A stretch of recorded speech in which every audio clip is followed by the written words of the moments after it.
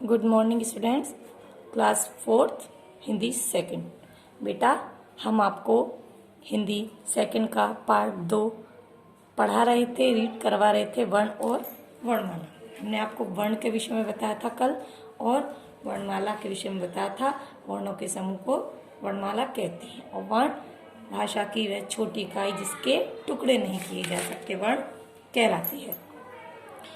आयुक्तवाद स्वर बताए थे, छोटी अंग, बड़ी अंग, ऊपर चंद्र बिंदु वाली मात्राएं और आगत ध्वनि। ठीक है, ये मैंने आपको बताया था।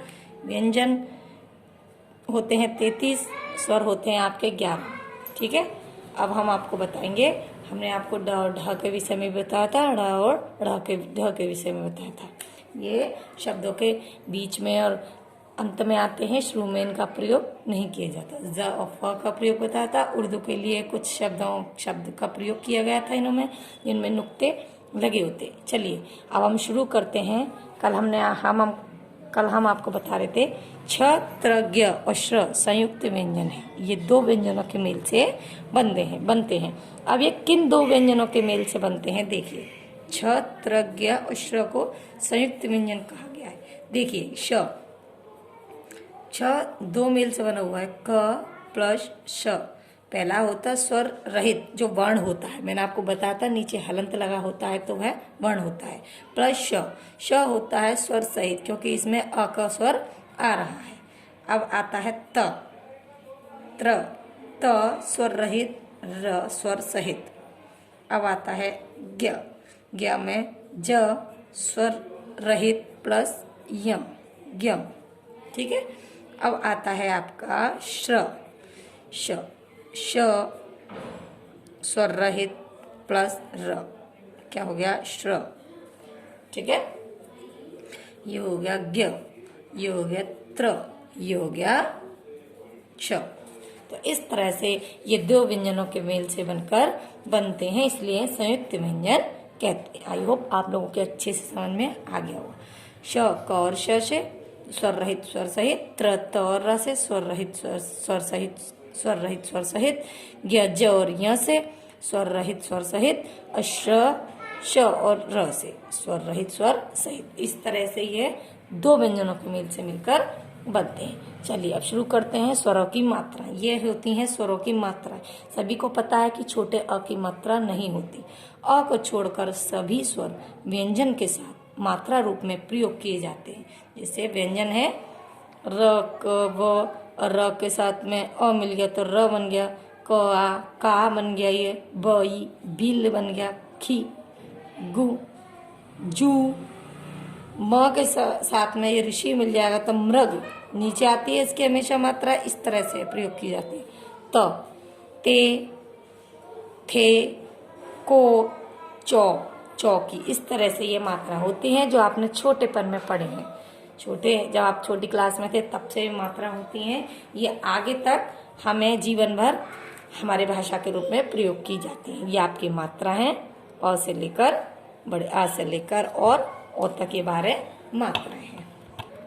अब शुरू होता है कि वर्ण विच्छेद। कि वर्ण विच्छेद किस तरह से किया जाता है? वर्णों का विच्छेद किस तरह से किया जाता है? वर्ण, आप बोलेंगे कि वर्ण वह छोटी से छोटी का जिसके टुकड़े नहीं किए जा सकते, और स्वर लगकर वह पूरा व्यंजन पूरा एक वर्ण बन जाता है। विच्छेद का अर्थ है अलग करना। वर्ण विच्छेद में शब्द के वर्णों को अलग अलग किया जाता है, न कि खाली वर्ण को। शब्द के वर्णों को अलग अलग लिखा जाता है। जिस तरह से माला, म, पर इनके नीचे स्वर जो होता है, मात्रा जो होती है, उनके नीचे हलंत नहीं लगाया जाता, क्योंकि मैंने आपको बताया था ये तो खुद ही स्वर होते हैं। ठीक है, इनमें किसी की आवश्यकता नहीं होती, किसी वर्ण की आवश्यकता नहीं होती। म, ल, आ, ट है नी। तो अब जैसे मैंने आप लिखा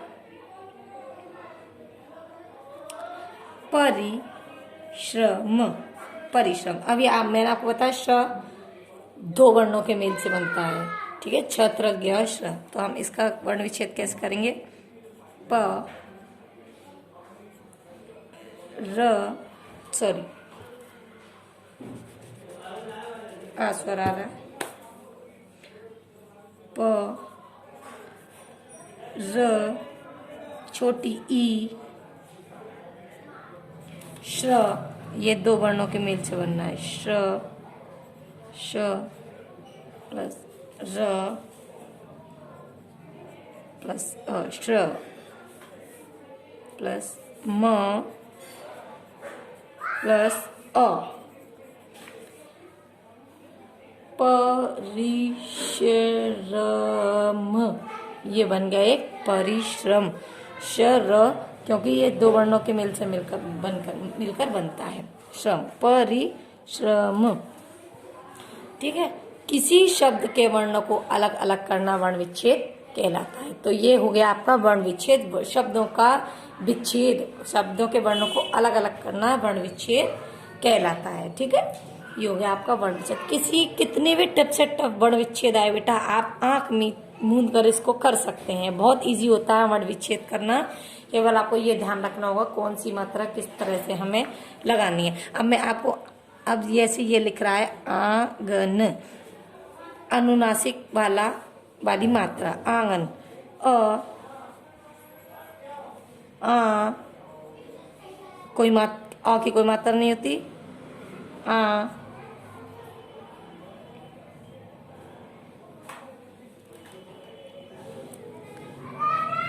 ग,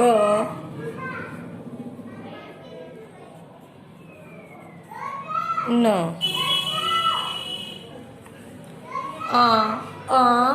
ग, न, आंगन। इस तरह से हम वर्ण विच्छेद अच्छी तरह से कर सकते हैं। ये आपका हो गया बेटा वर्ण विच्छेद।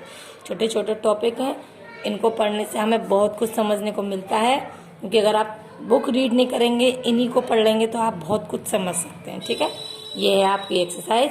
इसमें अनुस्वार अनुनासिक स्वर लगाने हैं, ये आप खुद करेंगे अगर जिन बच्चों के पास बुक है, और जिन बच्चों के पास नहीं है वे अपनी नोटबुक में करेंगे। दिए गए शब्दों का वर्ण विच्छेद करो, वर्ण विच्छेद करना है। ये है आपके शब्द से वाक्य पूरे करने हैं, आपको सही शब्द चुनना है, इनमें से इनको आपको वाक्य पूरे करने हैं। ये आपके एक वर्ग पहेली है, इनमें से ये स्वर छांटने हैं और व्यंजन छांटने हैं। ठीक है, स्वर मतलब जो स्वर हैं, स्टार्टिंग में स्वर आ रहे हैं और व्यंजन। ठीक है, पतंग को सही चरखी से मिलान करना है। ठीक है, अनुनासिक और अनुस्वार मिलाने हैं, जैसे अनुस्वार हैं, अनुनासिक हैं, विसर्ग है, इस तरह से आपको मिलान करना है। ठीक है बेटा, चैप्टर बहुत इजी है, आप अच्छी तरह से इसको रीड करेंगे, इसको आप पढ़ेंगे।